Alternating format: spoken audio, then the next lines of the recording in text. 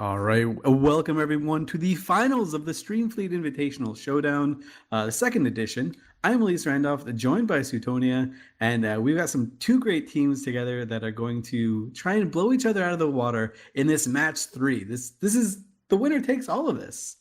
So Suitonia, break down a few of the teams here. Yeah, so Spooky Action at a Distance is captained by Vordak Callagher. There's Wild Things, El Diablo Giorgio, who's like an super important person on the Exodus team. You've got Blood Ruin, Beatron, War Destin, Rain Central, Valora, a lot of talented solo pilots there. Why didn't you tell us about Zero Talent, Elise? Yeah, Zero Talent, like we've said many times before, they in fact do have some talent on their side. The Hoodie Mafia-led group has won Alliance tournaments. They've won Amar championships. They're just amazing PvPers in their own right. So, the highest level of skill cap for each of these guys flying their ships.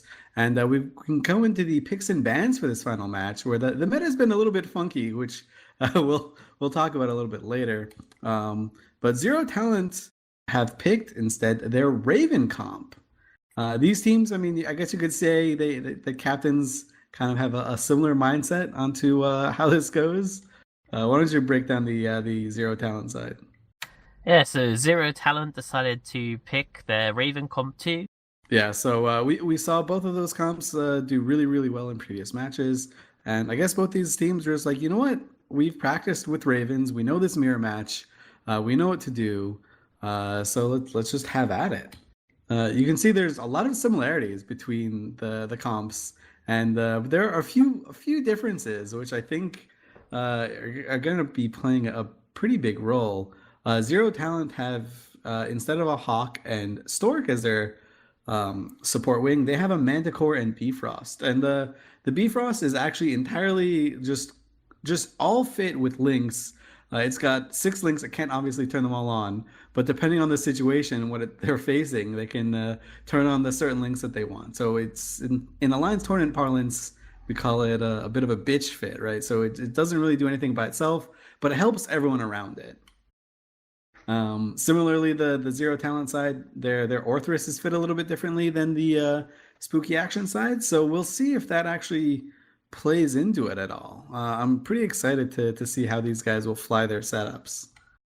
Yeah, Zero Talent, I believe they have a Rapid Light Orthrus instead of a Heavy Missile Orthrus, and the Ravens are slightly different, with one of them having a MJD and being like slightly more tank focused, but the other one has like dual tank because it has an XLSB and a regular shield booster. So it'll be interesting to see how this plays out. Yeah, the meta in these finals has kind of come down to, hey, what are we going to do with these battleships? Let's get those down first, right? So, because, when the tiebreaker situation comes down or at the end of time, the one with the biggest ship tends to win, or actually is the winner based on the rules. So, yeah, it's going to be quite interesting to see. And I really like what Zero Talent did here. Instead of taking a support Hawk or something like that, they went with that battleship DPS to try and, in the Manticore, to try and break through that tank a little bit earlier. I think it's very well thought out.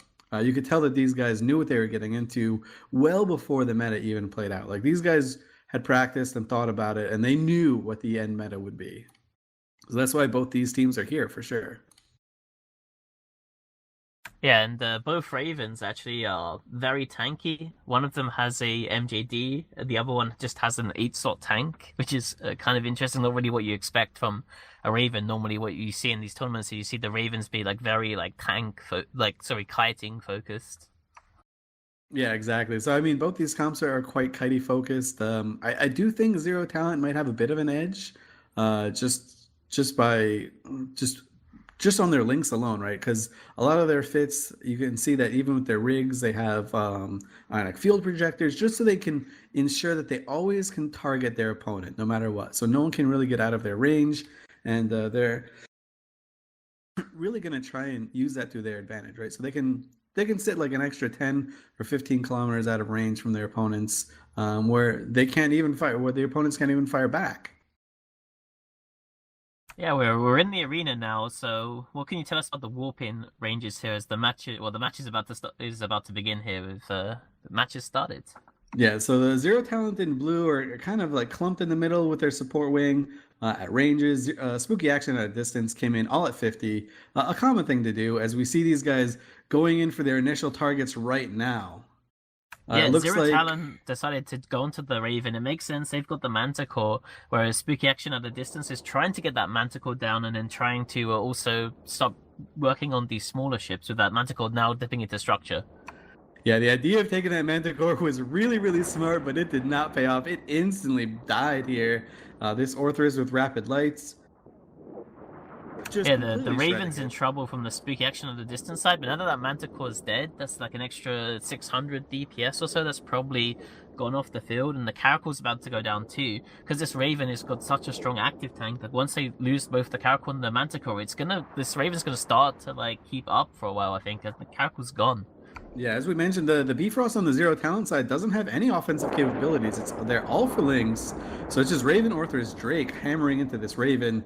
You can see, as you were mentioning, it is dual tanked, so the Raven's sitting in a pretty low hull there, but it was popping up a bit before. Yeah, the Orthrus on the Spooky Action side, I think paying off a little bit here with the rapid lights versus the heavy missiles on the zero talent side.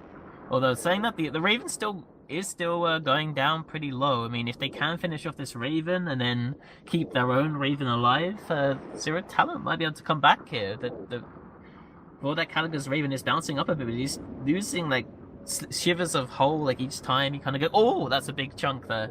Oh my gosh, yeah, this is good. This is going to be huge right here, and there's no scram or anything on him, so if he can't MJD, actually no, that I believe that is a scram effect on him from the Orthrus.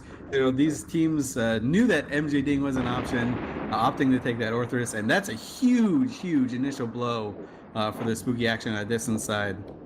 Zero Yeah, down, like they're in a massively great position. Yeah, they've got to take down this Raven now from BAP 1811. Otherwise, they just won't be able to win the match because Zero Talent will have the biggest ship still remaining if it goes to time. Now it looks like they're trying to kill that Bifrost, trying to get rid of those the bitch Bifrost links. That'll make the Raven be a lot less tanky.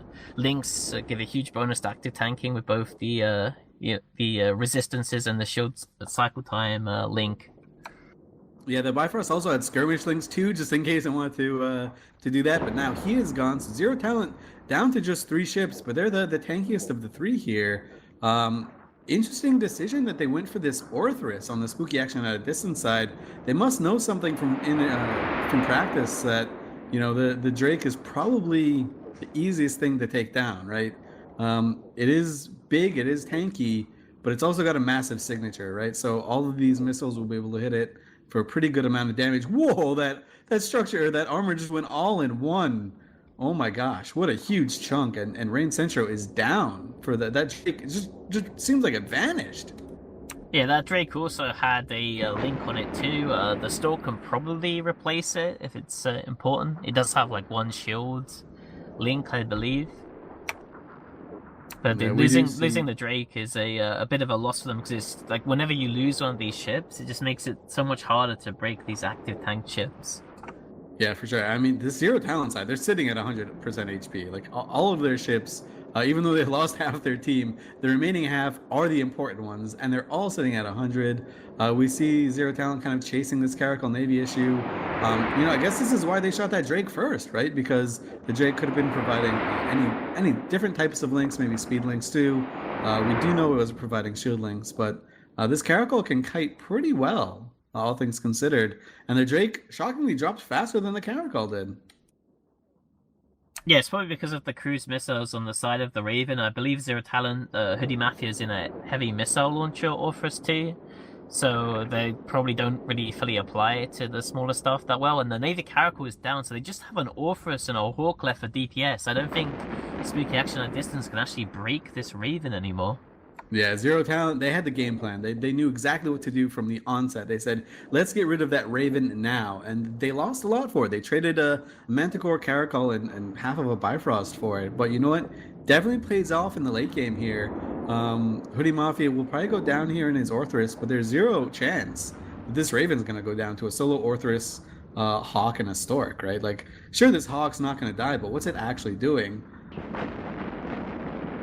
Yeah, and as we mentioned before, Spooky Action decided to go with the Rapid Light Orthrus instead of the Heavy Missile Orthrus, and so that Orthrus is gonna have a hard time killing that Raven because even if he can break him solo with his DPS, because he's gonna have to go into a reload, that Raven can then boost his shield all the way back up again.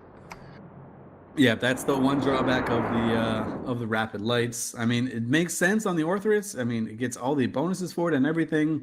It looks great on paper. On Tranquility, it's fantastic at killing a small tackle that's coming for you. But you know, in this tournament format, I think Zero Talent just had the better fits. Like Hoodie Mafia and his boys, they definitely had a really, really strong game plan for it. Unorthodox fits, but you know they pay off in this format for sure. As we see this spooky action side, you know, this Orthrus is kiting, you know, it's a testament to the piloting skill here. It doesn't look that impressive, but trying not to die when a target painter, Raven, and Drake are laying into you, it's a little bit harder than it seems. Yeah, the Hawk has the Drake lockdown too, so that it can't chase after the Orthrus, but the Raven with cruise missile launchers can pretty much hit out toward like to the entire arena, so there's no getting away from it. Yeah, there's no running from this, and the Orthrus looks like he's finally going to go down here. He's entering Hull. I think he had an ASB, but it's obviously on reload. Maybe he can live a little bit longer for it to go, but man, if you've ever flown an ASB Orthrus, you know how long that cycle feels. It feels like an eternity, and Valana couldn't quite get it off. So Valana goes down. There's just a Stork and a Hawk on the spooky action at this side. I mean, we've been kind of saying it looks like it's been over for a while, but Zero Talent officially take it. You know, unless they MJD their Raven out of the arena, which, you know, always a possibility. You can't really discount that. But it looks like the BAP 1811 is just sitting completely still. He's just not moving. He's going 2 meters a second. He's probably just like just use the stop my ship command and it's making sure he doesn't click any hands buttons. up, and just do a victory lap around your desk. That's for sure what he's doing. Yeah, it looks like the Stork and the Hawk are burning towards the arena edge. I guess they've acknowledged that the fight is over and they're going to boundary violate in a good explosion of glory instead of dragging this match out. That's a feels good, man. That just goes to show that they've got a lot of respect for their opponents, and they just got frankly outplayed here a little bit in the theory crafting game. I think Zero Talent just took the perfect setup to counter, you know, the mirror match here. Just those tiny little tweaks, and those decision making early on. I bet you Spooky Action, they're probably feeling right now, hey, if we could run this match 10 times over, we might win like 5 times out of 10. But you know what? It all comes down to that one final match, and congratulations to Zero Talents, Hoodie Mafia and the boys, looking really good. That is probably one of the most stacked competitive EVE teams you will ever see in your life in terms of just raw talent. And Spooky Action at Distance were a close second in terms of just raw talent as well. Yeah, congratulations to Zero Talent for winning the second Streamfleet Invitational. For Suitonia, I'm Elise Randolph. We are going to say goodbye for now, and we will see you for the next Streamfleet Invitational, where more things will explode, and hopefully more teams will be able to compete as well.